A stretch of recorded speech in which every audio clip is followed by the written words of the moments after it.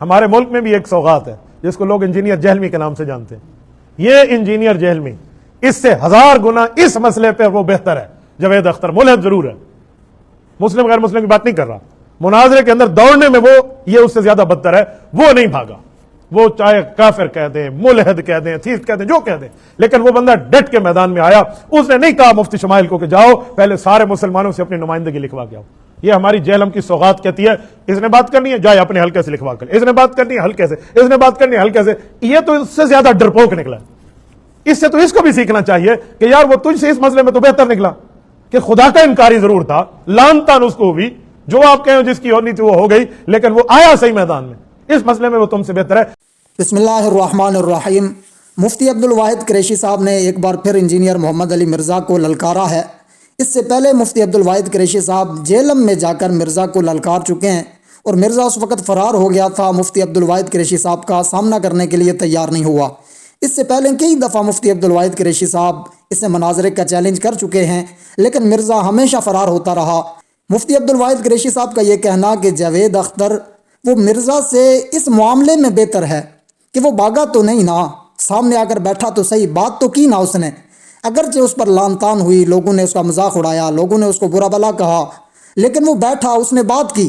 یہ مرزا جہلمی, جہلم کا یہ پلمبر کسی بھی عالم کے سامنے بیٹھنے کے لیے تیار نہیں ہے. اس سے پہلے مفتی طارق مسعود صاحب دامت برکاتہم وہ بھی جہلم آئے, اس کے بلانے پہ آئے, اور جہلم آ کر انہوں نے ویڈیو بنا کر اپلوڈ کی کہ میں جہلم آ چکا ہوں, 48 گھنٹے انتظار کیا, لیکن مرزا چھپا رہا, سامنے نہیں آیا. مفتی عبدالواحد قریشی صاحب کئی بار اس کو مناظرے کا چیلنج کر چکے ہیں. مرزا اگر مرد کا بچہ ہے تو مرزا کو مفتی عبدالواحد قریشی صاحب کے سامنے بیٹھنا چاہیے. اور حقیقت یہ ہے کہ جتنے بھی علماء مرزا کے ساتھ بات کرنے کے لیے گئے, مناظرہ کرنے کے لیے گئے, گفتگو کرنے کے لیے گئے, مرزا نے ان کے سامنے بیٹھنے سے ہمیشہ انکار کیا. کیونکہ مرزا کی حالت تو یہ ہے کہ اسے دیکھ کر قرآن پڑھنا تو آتا نہیں, قرآن کی لفظی غلطیاں یہ کرتا ہے, دیکھ کر قرآن غلط پڑھتا ہے. تو یہ علماء کے سامنے بیٹھے گا تو یہ علمی کتابی نہیں بلکہ یہ فسادی کتابی بن جائے گا.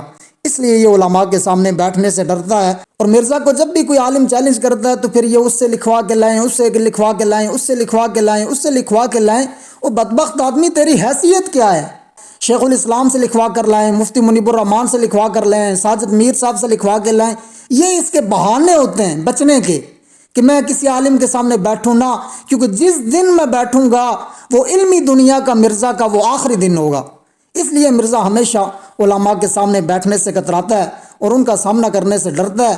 اور ایک بار پھر مفتی عبدالواحد قریشی صاحب نے للکارا ہے, لیکن مرزا پھر کوئی بہانہ بنا لے گا کہ مفتی تقی صاحب سے لکھوا کر لائیں, یہ ہو گیا وہ ہو گیا. لیکن مرزا کبھی بھی کسی اہل حق عالم کے سامنے نہیں بیٹھے گا. مر تو سکتا ہے لیکن کسی عالم کے سامنے بیٹھنے کے لیے مرزا کبھی تیار نہیں ہوگا, کیونکہ اسے پتہ ہے کہ جب بھی کوئی عالم میرے سامنے بیٹھے گا تو پھر میرا یہ نعرہ نہیں رہے گا کہ میں علمی کتابی ہوں. پھر لوگ مجھے کہیں گے کہ تو بہت بڑا فسادی ہے, تو نے تو بخاری کا نام لے کر دھوکہ دی ہے, تو نے تو مسلم کا نام لے کر دھوکہ دیا ہے, تجھے تو قرآن سے ہی پڑھنا نہیں آتا, قرآن کا ترجمہ تو غلط کرتا ہے. تو یہ حقیقت اس کے لوگوں کے سامنے واضح ہو جائے گی. اس لیے یہ ڈرتا ہے علماء کے سامنے بیٹھنے سے. اللہ پاک سے دعا ہے کہ اللہ پاک ہمیں اہل حق علماء کے ساتھ کھڑے رہنے کی توفیق عطا فرمائے, اور مرزا جہلمی کے فتنے سے اللہ پاک امت مسلمہ کی حفاظت فرمائے.